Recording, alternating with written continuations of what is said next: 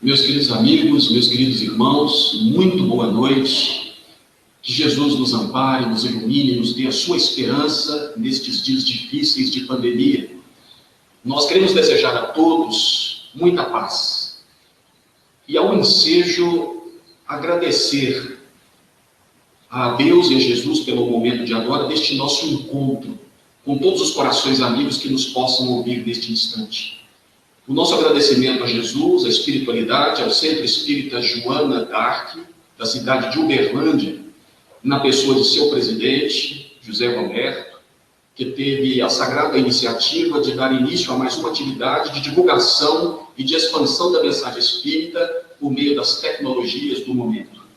Pedimos a Deus que essa iniciativa seja abençoada e que ela possa ser um caminho seguro para todos os demais que nos sucederem a partir de agora. Porque o mérito não é nosso, o mérito, o trabalho é de Jesus e o mérito é todo dele, graças ao trabalho que ele tem feito a nosso favor, pela divulgação da doutrina espírita, pela oportunidade que ele nos dá de aqui estarmos mais uma vez em nome da doutrina espírita. Meus amigos, um abraço fraterno a todos e dizer àqueles que sentem muita saudade do momento presencial ou da oportunidade de estarem aqui presencialmente, queremos dizer que os representamos. E por meio do nosso coração, em nome de Jesus, queremos a todos abraçar, para que nos sintamos menos saudosos, mais felizes, mais alegres, mais satisfeitos, por nos reencontrarmos pelas vibrações da tecnologia, outorgada, com certeza, pelas potestades dos céus.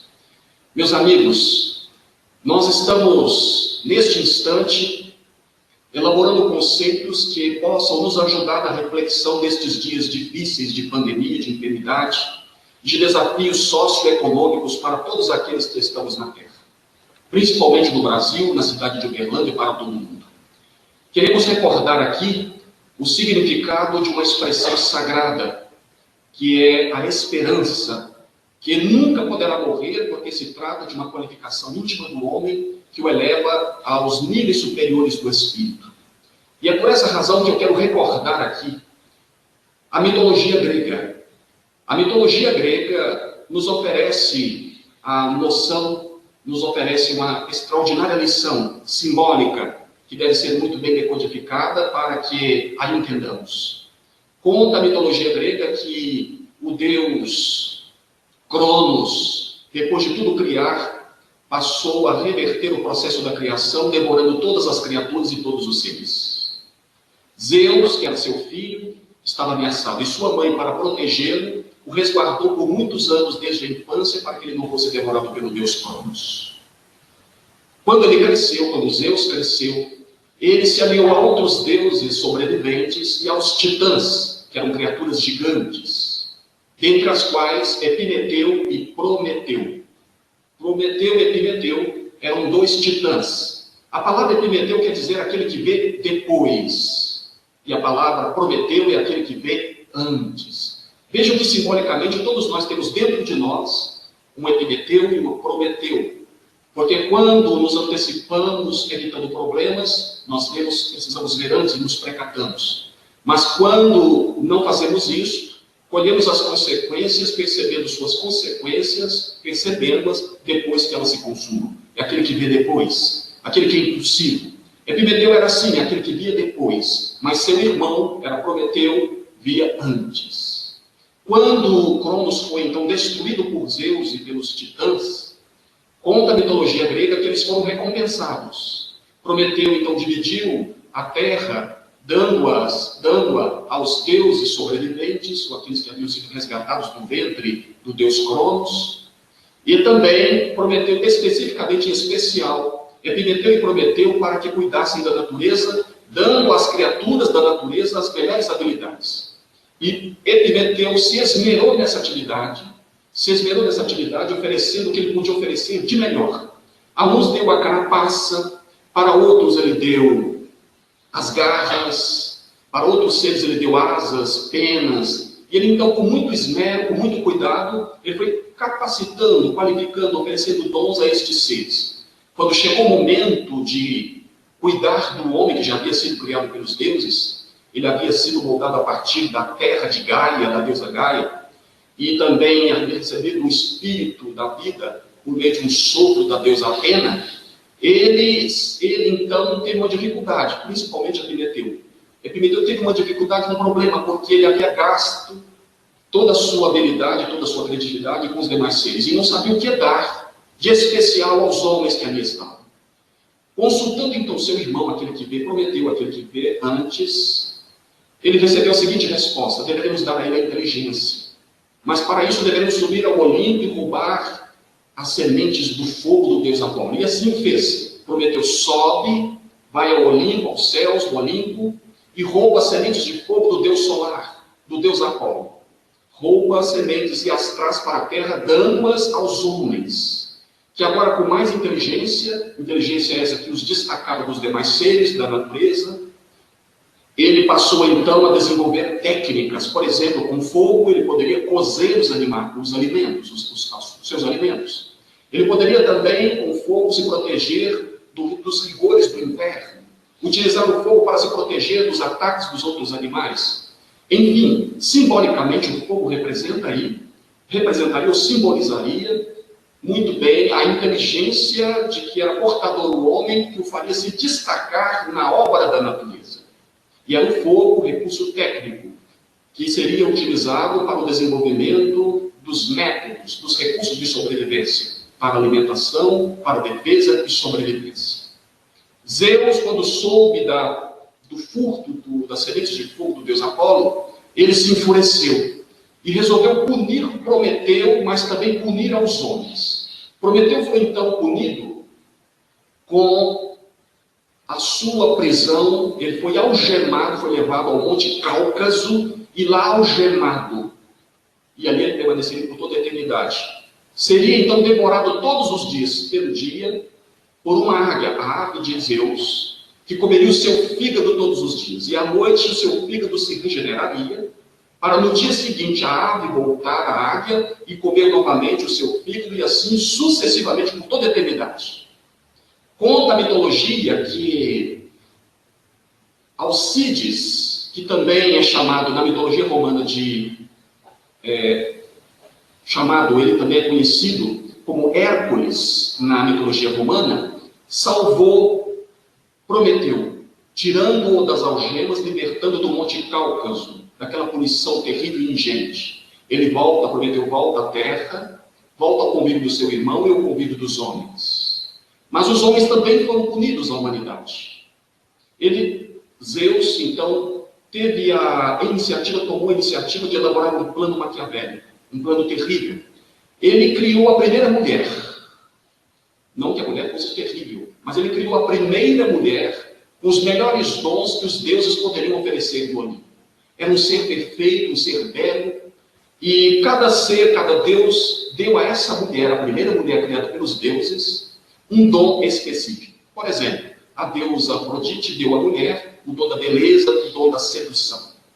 Atena deu-lhe o dom da agricultura, o dom da tecelagem, dos dons manuais, e assim sucessivamente. E deu Zeus, e ela foi chamada, porque recebia todos os dons, ela foi chamada de Pandora. Pandora, isso significa, são todos os dons. São os dons recebidos pelos deuses pela criação da primeira mulher, chamada Pandora. Pandora foi trazida por Zeus à terra e dada em casamento a Epimeteu, aquele que via depois. E junto com ela, foi dado a ela uma ânfora. Segundo a tradição, uma versão mais antiga, os gregos diziam que ela recebeu de Zeus um presente de casamento, que seria dado também para Epimeteu. Esse presente seria uma ânfora, uma jarra com vinho. Mas na Renascença, essa ânfora foi trocada, substituída por uma caixa, chamada de Caixa de Pandora. Seria um presente dado a ela e Epimeteu para o seu casamento. Ela então desce à terra com a advertência de Zeus de que ela não poderia jamais abrir o que estava dentro da caixa sem um momento certo. E ela então, a partir daquele instante, passa a ser espicaçada por uma curiosidade para saber o que tinha dentro da caixa. Quando a mulher comparece com a caixa de Pandora, e se apresenta a Epimeteu, Prometeu que aquele que vê antes o advertiu. Cuidado, Epimeteu, porque Zeus é muito traiçoeiro. Cuidado com os presentes de Zeus. Mas era tarde demais. Epimeteu estava encantado, enamorado, apaixonado por Pandora, aquela mulher perfeita, dotada dos melhores e dos mais perfeitos dons. Casaram-se. E depois, com o passar dos dias, a curiosidade de Pandora passou a crescer cada vez mais. E foi crescendo, e ela não resistiu. E um dia, às escondidas, ela abriu a caixa de Pandora, abriu a caixa, uma pequena fresta. Mas foi suficiente para que tudo que estivesse dentro pudesse sair. E o que saiu foram coisas muito ruins, foram todos os males que passaram a assolar a humanidade, fazendo-a sofrer. Naquele momento, saíram da caixa doença, a guerra, a violência, a infelice, as enfermidades, enfim, as intrigas, as guerras, a fome, a miséria, a pobreza, enfim, todos os males se espalharam pela terra. A terra foi dominada. Detalhe, os homens que eram imortais, com o aparecimento da morte e saída da caixa, passaram a ser mortais. Mas diz a mitologia que uma coisa permaneceu no fundo da caixa de Pandora. Tudo saiu, menos uma coisa. E essa coisa, segundo a mitologia, é chamada de esperança. No fundo da caixa ficou a esperança. A esperança que nunca mais abandonou o homem no seu périplo doloroso pela terra, pelo mundo. A esperança nunca morreu.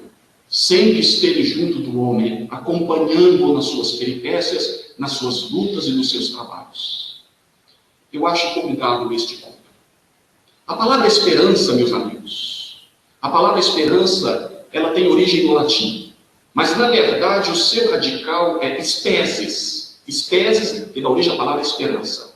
Mas o seu radical, por sua vez, tem origem no radical ainda mais antigo, que está no indo-europeu. O indo-europeu apresenta o radical com a palavra spe, S-P-E, spe. A palavra spe do indo-europeu dá origem à palavra esperança. E o que significa a palavra esperança? É muito importante buscarmos a origem etimológica das palavras, porque, dentre muitas palavras, de todas as palavras, a palavra esperança, tem sido muito banalizada em seu sentido. E à medida que vamos vulgarizando o seu uso, o seu sentido vai se esvaziando e ela vai perdendo sentido ao longo do tempo, ao longo dos séculos, ao longo da história da humanidade. Então, estamos voltando à origem da palavra, à origem das tradições mais antigas, para entender o seu significado. A palavra esperança vem de spe, S-P-E, que quer dizer, no indo-europeu, quer dizer expandir, crescer, aumentar, ter êxito. Olha que interessante. Expandir, crescer, aumentar, ter êxito. Vejam que a ideia de esperança não tem nada, ela também significa espera. Porque às vezes nós temos que ter paciência, nós temos que esperar. Mas ela não é apenas espera, ela também é uma busca. É uma ação dinâmica, um movimento, é um esforço, é um trabalho íntimo de busca interior. Vejam que a esperança não é apenas esperar. É uma expansão, todos os verbos são de ação. Expandir, aumentar, crescer. A palavra, o radical do indo-europeu, ela vai dar origem, o radical, irá dar origem à palavra esperma. Irá dar origem à palavra expender. A palavra prosperar. Olha que interessante. Prosperar é a expansão benéfica em favor. É uma expansão em benefício de algo ou de alguém. Então, quando você diz que uma pessoa prosperou, ela expandiu as suas riquezas, ela expandiu as suas virtudes, ela expandiu alguma coisa que a favorece e que talvez favoreça aos demais.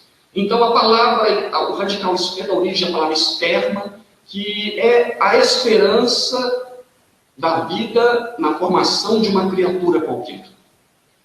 Expender, mas também dá origem à palavra esperança. Portanto, não percamos, meus amigos, o sentido, não esqueçamos o significado e o sentido da palavra esperança, no seu sentido indo-europeu. Expandir, crescer, aumentar, ter êxito, sucesso, realização, esperança.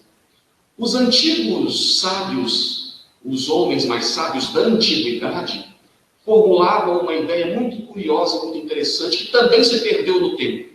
E eu tenho aqui que fazer uma recapitulação para que entendamos o sentido real da palavra. Pelo menos é uma proposta. Eu não tenho monopólio da verdade, estou compartilhando algumas reflexões. Os antigos sábios afirmavam que o céu era representado, o céu para eles era representado pela luz azul. E a terra representada pela luz amarela. São duas cores primárias, o azul do céu e o amarelo da terra.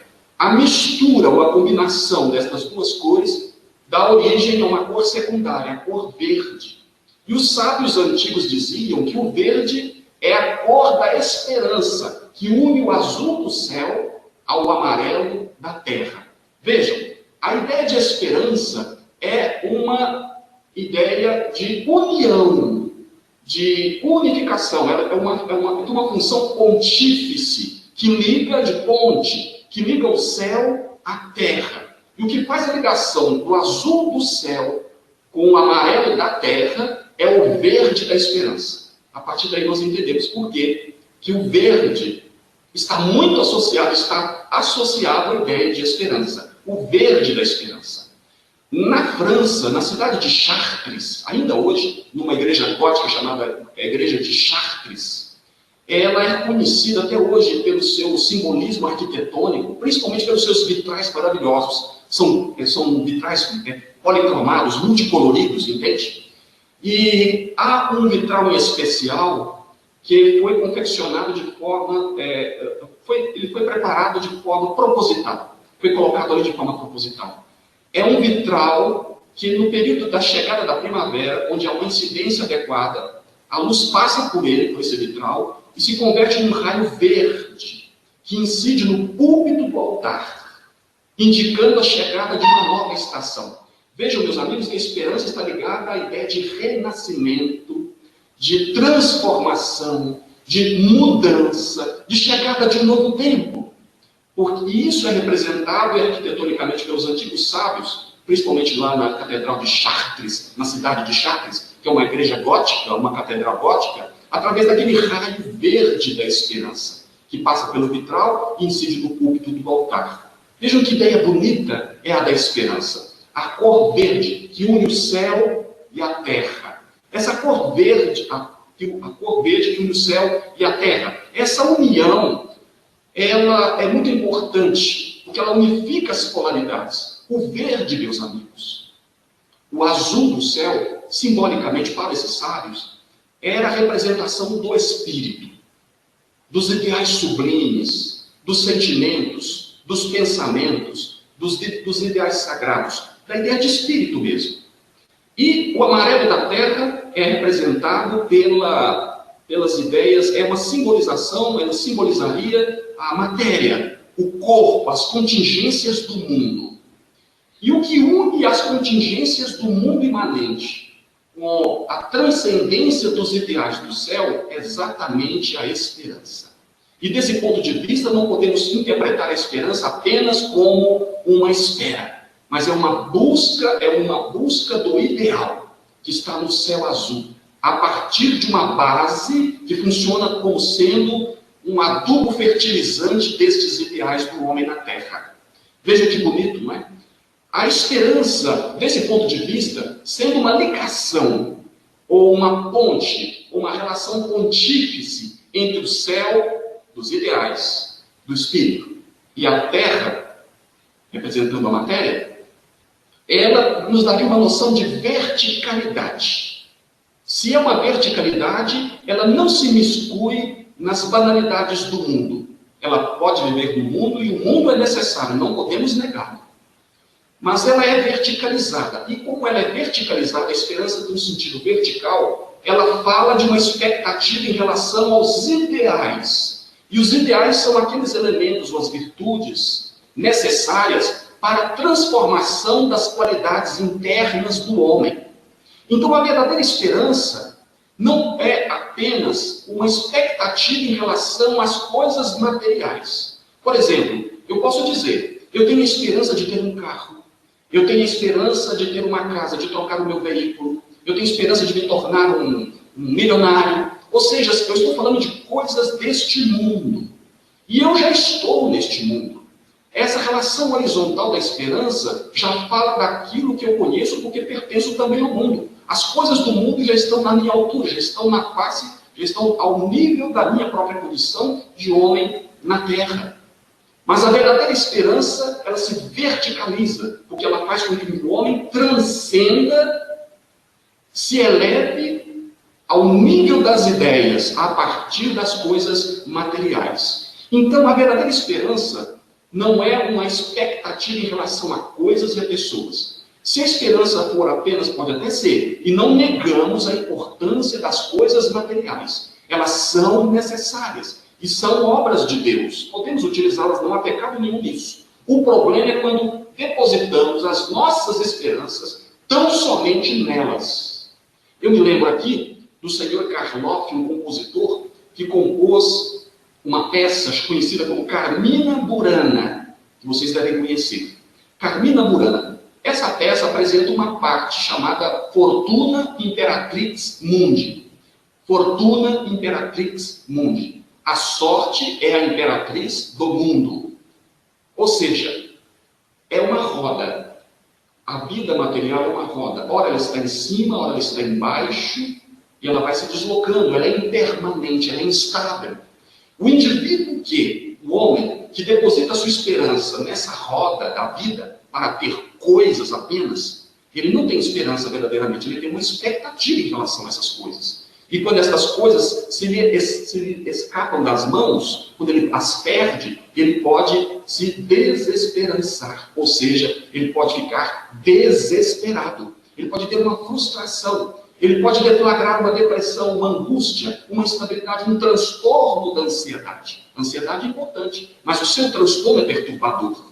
Vejam que o depósito dos nossos valores, da nossa esperança, nestas coisas apenas, pode ser muito perigoso. E não é por outra razão que vemos tantas pessoas nestes dias de pandemia desesperando-se. Porque muitas delas estão depositando exclusivamente a sua esperança nas coisas que têm, nas coisas que podem perder ou nas coisas que já perderam. E às vezes até mesmo em pessoas. E isso pode ser muito preocupante. Nós não negamos as coisas do mundo, nós não negamos as pessoas. Essas coisas são importantes. Mas precisamos de uma esperança verticalizada. Ou seja, aquela esperança que nos une, que une a terra, as coisas materiais, as coisas espirituais. Aquilo que Platão chamava de eidelon, o mundo das ideias, dos ideais, dos pensamentos, dos sonhos. Enfim, o homem precisa disso para poder se inspirar. Ele precisa destas coisas para poder se inspirar. E aquele que consegue, então, a esperança é uma expectativa em relação a si mesmo. Porque a esperança, buscando o seu sentido etimológico, vocês se lembram? Sendo uma expansão, um aumento, é uma expansão da nossa fé humana e da nossa fé divina. É por isso que o Evangelho irá nos ensinar que a fé ela é mãe da esperança e da caridade. A esperança é um produto, ela é uma expansão da fé. E buscando aqui o capítulo 13 do Evangelho segundo o Espiritismo, poderíamos dizer que a esperança, como busca, não como espera apenas, mas uma busca, uma ação em busca do ideal, ela é a expansão da fé humana, ou seja, do desenvolvimento humano, das potências íntimas. E ela também é uma expansão da fé divina, que também existe em nós. Ou seja, é a expansão da nossa capacidade humana na busca de Deus. E aquele que tem Deus não se desespera. Aquele que busca verticalizar a sua esperança se nutre de ideais, unindo o céu à terra. E aí nós vamos compreender o sentido e o significado das palavras do nosso Mestre Jesus. Quando ele afirma lá no capítulo 6, versículos 31 e 33 do Evangelho de Mateus. Olha só a sabedoria do Mestre. Ele dizia o seguinte: não vos inquieteis dizendo que comeremos, que beberemos, que vestiremos. Porque os pagãos gentios é que buscam estas coisas. Porque o nosso Pai Celeste, o vosso Pai Celeste, sabe de que necessitais destas coisas.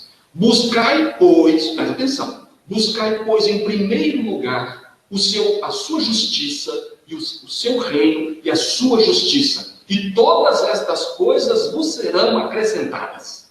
Vejam, não é pecado ter coisas, mas nós não podemos depositar nelas as nossas esperanças exclusivamente, para que não sejamos submetidos às intempéries ou às impermanências que são frustrantes para o espírito e podem nos induzir ao desespero. Mas aquele que busca as coisas dos céus, em primeiro lugar, o reino e a justiça de Deus, poderá então receber de acréscimo estas coisas. E mesmo que ele não as tenha ou não as consiga, ele não vai se frustrar, porque ele permanece com o ideal vivo da esperança. Emmanuel diz que a esperança, lá no livro Vinha de Luz, no capítulo 75, ele diz que a esperança é a luz do cristão. Você não precisa ter a capacidade, os talentos de uma fé desenvolvida e robusta, que produz coisas extraordinárias. Mas a esperança é um tesouro que pertence a todos. Todos podemos ter. Vejam que bonito.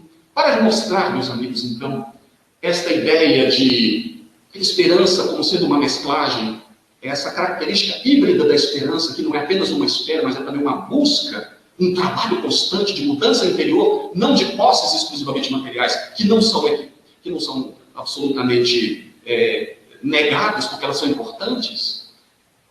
Eu gostaria de lembrar aqui um pensamento, uma fábula contada pelo professor Júlio César de Melo e Souza, mais conhecido como Malbataan. Eu chamo Malbataan ou Malbataan. E ele se celebrizou por muitos livros em que ele ensina matemática contando histórias. Era um mundo extraordinário. Ele usou esse pseudônimo. Um dos livros mais conhecidos é O Homem que Calculava. Ele conta, Malbataan, ao lado de Beremit Samir, que é o homem que calculava, ele conta uma fábula dizendo o seguinte, que havia na Pérsia e também dominando nas terras do Irã, um grande soberano, um grande rei chamado Astor.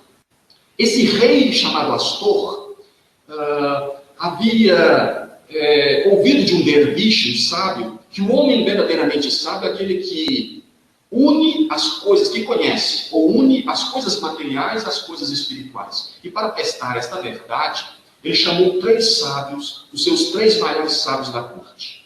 Deu a cada um 2 dinários, apenas 2 dinários, muito pouco. E a cada um uma sala do palácio. E a tarefa era a seguinte: com aqueles 2 dinários, eles não poderiam gastar mais do que isso. Com aqueles 2 dinários, eles deveriam comprar alguma coisa para preencher a sua sala com alguma coisa. Deveriam preencher a sala totalmente com alguma coisa que eles pudessem comprar com aqueles 2 dinários. Veio o primeiro sábio e gastou totalmente os 2 dinários, que não eram muitos, Com esses 2 dinários ele comprou feno. E o feno era tão grande quantidade que preencheu a sala vazia. E o sábio, Astor, o rei, o soberano, disse o seguinte: parabéns. Isso demonstra que você, usando as coisas materiais, gastou o dinheiro e comprou feno, que é uma coisa material, e preencheu toda a sala. Isso demonstra que você é um sábio que conhece as coisas materiais. Veio o segundo sábio e diz o seguinte, e ele fez o seguinte, ele gastou apenas, dos 2 dinários, ele gastou apenas meio dinar, muito pouquinho, e comprou uma vela, acendeu a vela, e com a luz da vela ele encheu toda a sala vazia, cheia de escuridão. Ele conseguiu anular a escuridão da sala, enchendo com a luz da vela. O sábio, o rei Astor, muito inteligente, percebeu a lição e disse: bravo, isso demonstra a luz da vela representa o espírito. E com a luz e o espírito preencheu, a luz da vela que representa o espírito, preencheu toda a sala do palácio. Isso quer dizer que você é um grande, um profundo conhecedor das coisas espirituais. Veio o terceiro sábio e disse assim: olha, eu não gastei nada. Dos 2 dinários eu não gastei absolutamente nada. E eu não ia comprar absolutamente nada. Mas vendo a atitude sábia dos meus colegas, eu estou muito constrangido. E aí o que ele fez? Foi na primeira sala, pegou um pouquinho de feno da primeira sala, queimou na vela da segunda sala, e com a fumaça ele preencheu toda a terceira sala. O sábio, então, Astor, ele percebeu a lição, o sentido da lição, e disse: bravíssimo. Isso demonstra que você domina tanto as coisas materiais quanto as coisas espirituais.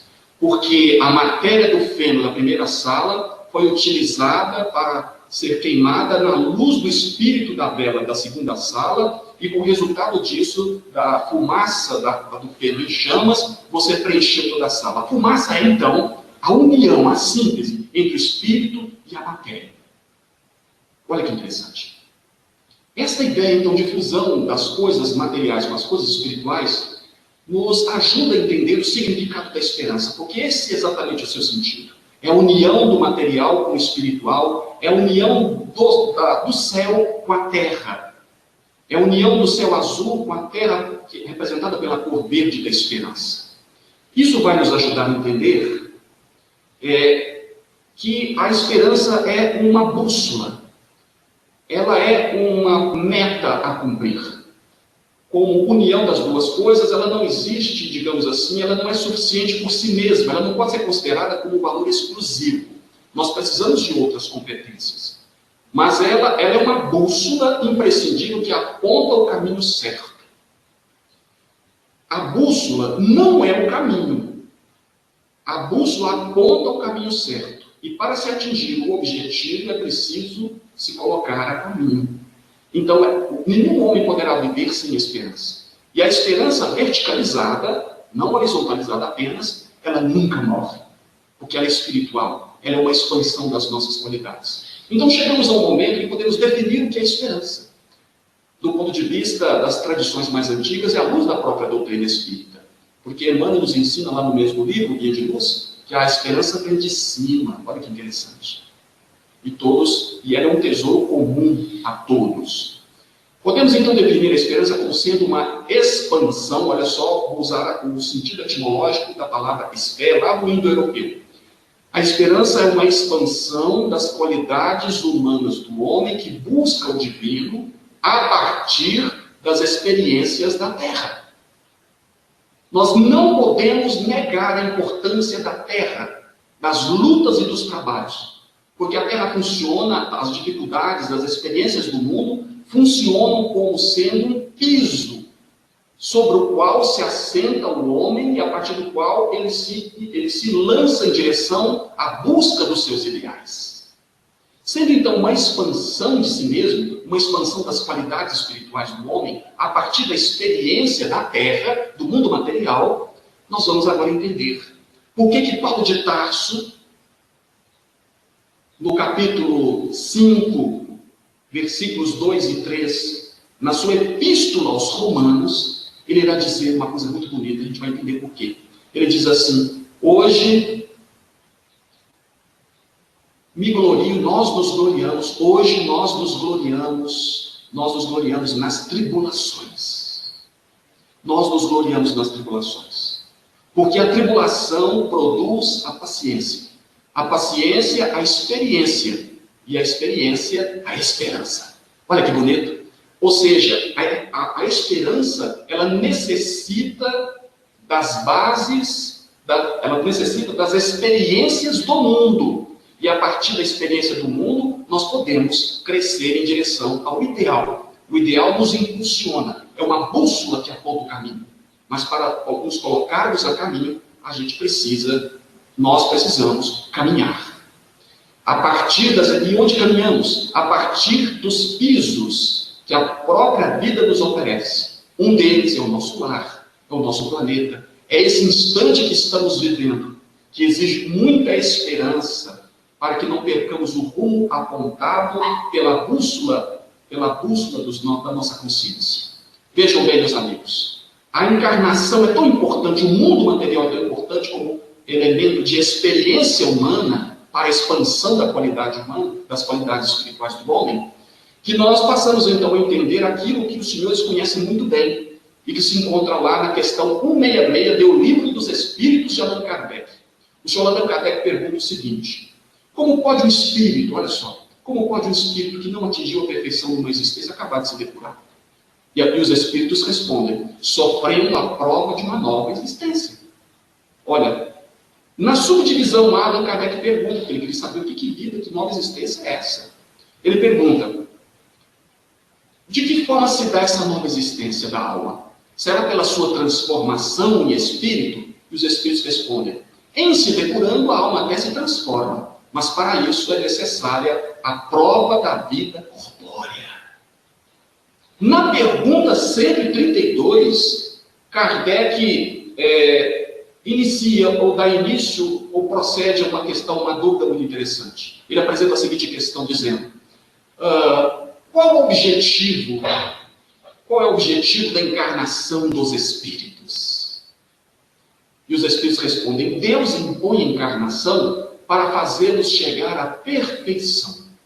Para fazê-los chegar à perfeição. Para uns é expiação, para outros é missão. Para se atingir esse fim, é necessário que os espíritos se submetam a todas as vicissitudes da existência corpórea, ou da vida corpórea. Mas há um outro elemento, há um outro objetivo, há um outro fim para a encarnação segundo os espíritos nessa pergunta. Eles dizem: colocar o espírito na posição que deve ocupar na obra da criação. Alguém duvida, então, da importância das experiências humanas às quais somos todos submetidos na Terra, principalmente nos dias atuais? E o que faz com que o espírito, então, a partir dessa experiência material, atinja a perfeição? O esforço do trabalho. E para isso, ele precisa ter muita esperança, porque o caminho é longo. Jesus, na sua conversa com Nicodemos, no capítulo 3 do Evangelho de João, ele fala desse assunto dizendo assim: em verdade te digo, Nicodemos, ninguém pode ver o reino de Deus se não nascer de novo. Ou seja, é necessário. Está tudo certo. A bússola, então, a esperança, então, essa bússola que aponta o caminho, ela por si só não basta. Mas ela é um elemento indispensável para o norteamento do homem, para que ele não se perca nas divergências do mundo material. E para onde essa bússola aponta? Para o ideal, para o sonho, para as grandes conquistas da perfeição. Quando Jesus fala de reino de Deus, ele está usando essa expressão no sentido de perfeição, conforme é dito pelos Espíritos lá na pergunta 132. É a mesma coisa, a perfeição. E quando Deus impõe, ele não impõe a encarnação, e olha, estamos passando por muitas dificuldades, por muitas contingências e induções da matéria. Deus não impõe porque digamos, ditatorial, arrogante, prepotente. Deus impõe porque ele dispõe, porque ele apresenta a sua vontade, o seu desígnio por meio de leis. E os espíritos ainda vinculados à matéria, por uma questão de sintonia vibratória, buscam a própria matéria. Daí dizem os espíritos que a encarnação, Deus impõe a encarnação, porque é um automatismo da lei. Aqueles que dispõem de habilidade com a matéria, buscam-na. Mas ele não pode se perder na matéria, porque é a esperança que aponta o caminho em busca do ideal do espírito. E disso nós não podemos nos esquecer. Meus amigos, eu gosto muito do pensamento de Jesus, que se manifesta pelos grandes exemplos de homens extraordinários, que com certeza, mesmo que não tenham falado em nome dele, falam em nome dele pelo testemunho das suas lições extraordinárias em todas as áreas, na arte, na ciência, na filosofia. Eu me lembro aqui que posso dizer que Jesus não é apenas aquele que fala por si mesmo, e não é aquele que ensina apenas falando. Ele às vezes ensina fazendo silêncio. E às vezes ensina por meio daqueles que falam em seu nome, porque eles foram enviados por Jesus. Eu me recordo de um deles, o senhor Adoniran Barbosa. Adoniran Barbosa, meus amigos, era um compositor paulista, nascido em 1910 e desencarnado em 1982, e que tinha uma capacidade extraordinária. O seu nome verdadeiro era João Rubinato. Adoniran Barbosa era o pseudônimo artístico, porque ele fazia um programa de rádio e adotou esse nome artístico. Adoniran Barbosa tinha um talento e a capacidade, na sua simplicidade, era um homem comum, mas tinha uma capacidade extraordinária de tirar das tragédias do mundo, das experiências trágicas do mundo, inspiração para compor as suas canções de esperança. Eu me lembro aqui de uma informação a respeito de uma época, na década de 1960, Adoniran Barbosa estava lendo um jornal e encontrou nele a notícia da desencarnação de uma mulher que havia sido atropelada na Avenida São João.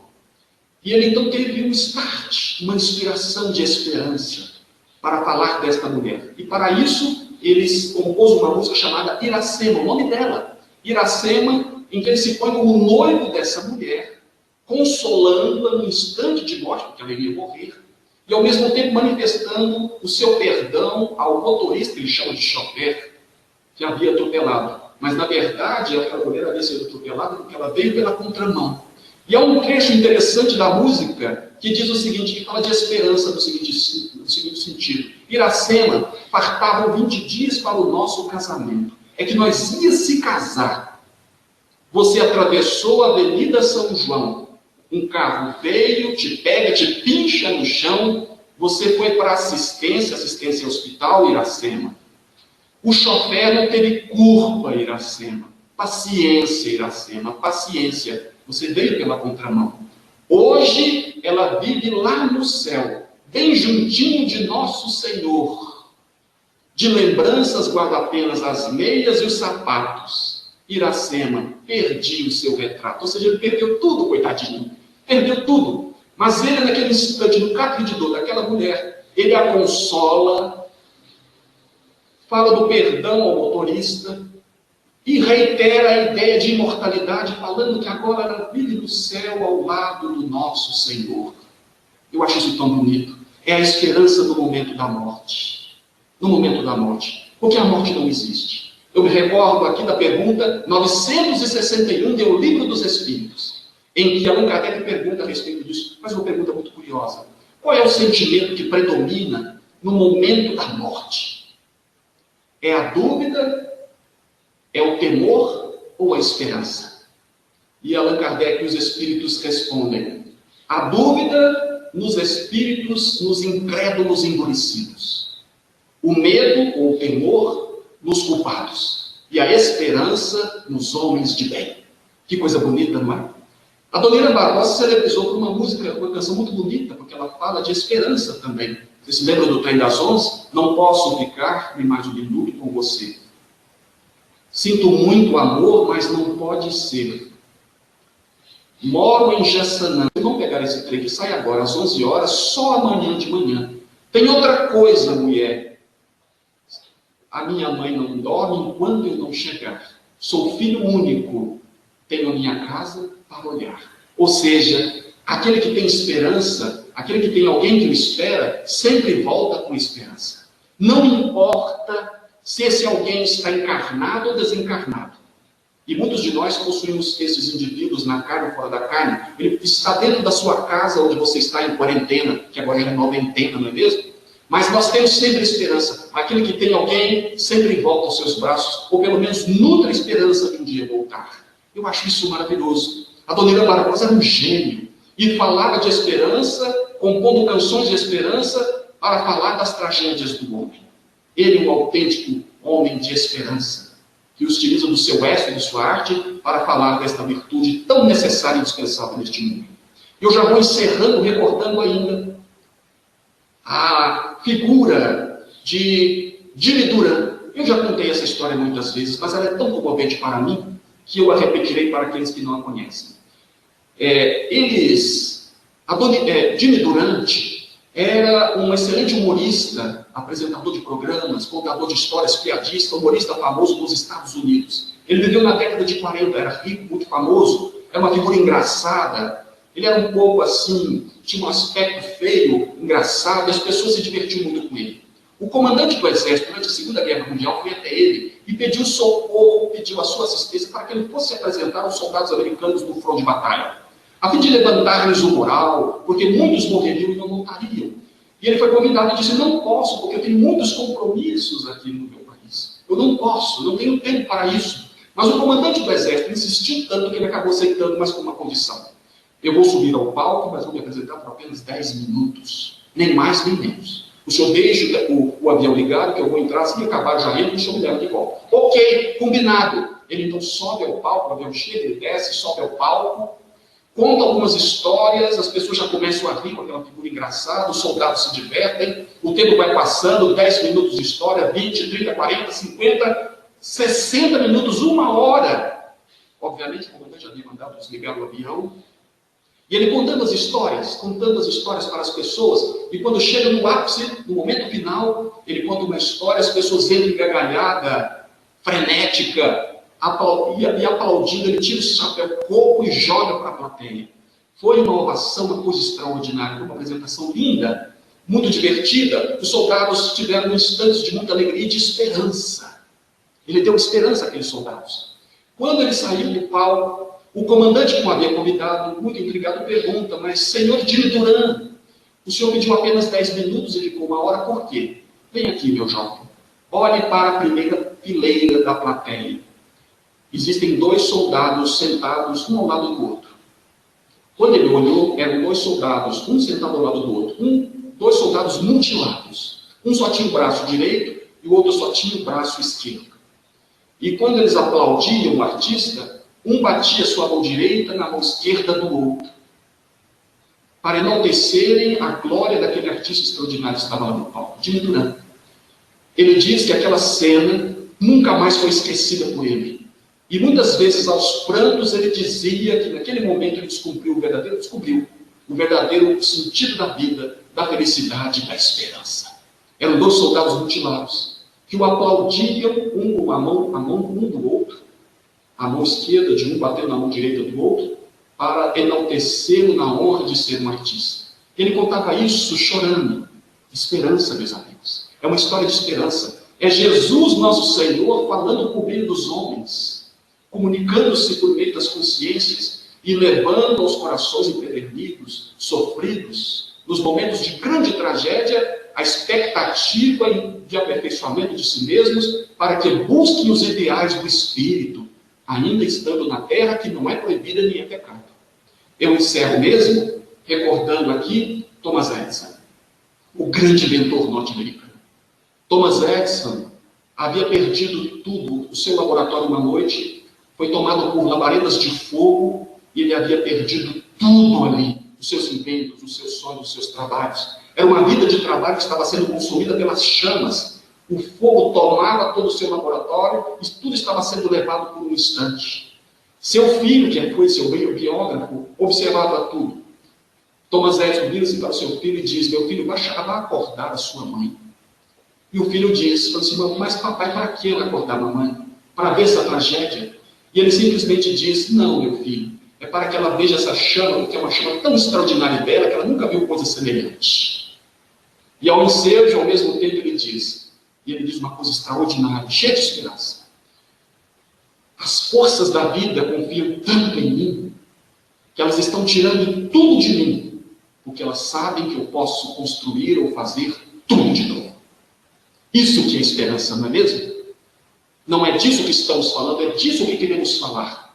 Desta força que une o céu à terra, fazendo dos homens um caminho, um indivíduo, fazendo dos homens elementos indispensáveis para a transformação do mundo, sem negligenciar as provas do mundo, na busca dos ideais do Espírito, no campo dos ideais, no campo dos pensamentos, no campo das ideias, no campo dos sentimentos mais sublimes. É a verticalização das qualidades humanas, para que na fé humana ele se desenvolva em suas potências e para que na fé divina esteja cada vez mais próximo de Deus, na consolidação do reino dos céus no seu coração, no seu espírito, naquilo que estamos nos referindo, aquilo que os Espíritos nos disseram na questão 132. Deus nos enviou a encarnação para nos fazer atingir a perfeição. Nunca houve um instante tão propício quanto este, de tantas lutas e de tantos trabalhos, para o desenvolvimento dos nossos espíritos, e para isso precisamos de muita esperança. Confiemos, meus amigos, em Deus, confiemos em Jesus, confiemos nas nossas potências, oremos, façamos o melhor na convivência com aqueles com os quais mantemos contato no lar ou no trabalho, caso seja necessário sair de casa nestes dias, mas sem perdermos o rumo da perfeição, da alegria, da satisfação, da consciência tranquila. Não percamos a esperança. Deus está conosco, Jesus nos acompanha. Gosto muito da ideia apresentada na questão 625, não é? Jesus como guia e modelo. Guia e modelo é o melhor exemplo oferecido por Deus aos homens na terra. Jesus, ele é guia e modelo. Vejam as duas polaridades. Como modelo, ele é o ideal, está no céu azul. Mas como guia, ele é o companheiro que nos acompanha ora ao nosso lado, um pouco na retaguarda, na vanguarda, ora nos toma nos braços quando não podemos caminhar. Ele está muito próximo e nos infunde esperança. E aqueles que puderem entender isso, uma esperança, façam o mesmo por aqueles que já perderam uma esperança e que estão no desespero e que são nossos irmãos também. Porque Deus fala por nós e a esperança se consolida para a transformação do mundo para melhor. Meus amigos, muita paz e muita esperança é o meu desejo sincero neste momento de agora. Que Deus nos abençoe.